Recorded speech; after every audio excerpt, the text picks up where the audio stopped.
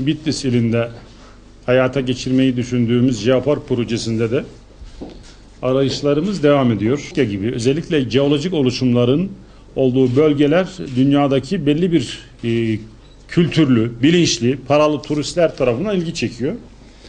Bunun bir network'ü var dünya ölçeğinde, bir de Avrupa ölçeğinde var.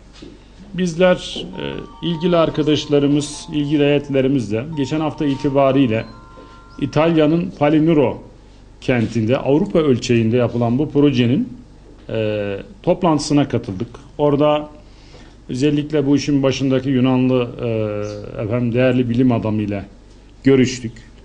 Bitlis ilinin bu ağa katılmasını arzu ettiğimizi söyledik. Çünkü bu ağa katıldığı zaman Bitlis ili kaliteli, paralı, yemeye, içmeye, gezmeye meraklı, zengin turistlerin bölgemize gelmesi söz konusu.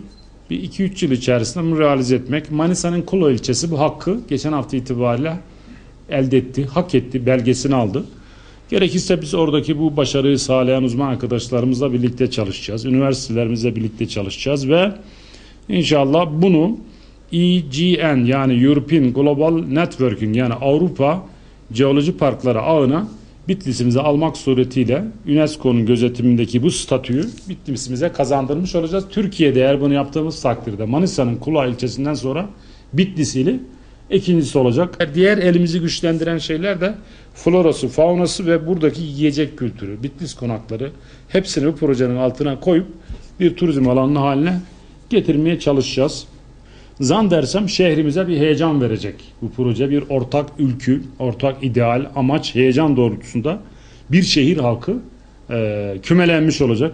O bakımdan ben özellikle bu barış sürecinde, barışın kalıcı hale gelmesine bu gibi projelerin çok yararlı, etkili olacağını düşünüyorum. Çünkü daha fazla sayıda istihdam, daha fazla sayıda aş, daha fazla sayıda iş ve daha fazla gençlerimizin rehabilitesi anlamına gelecek.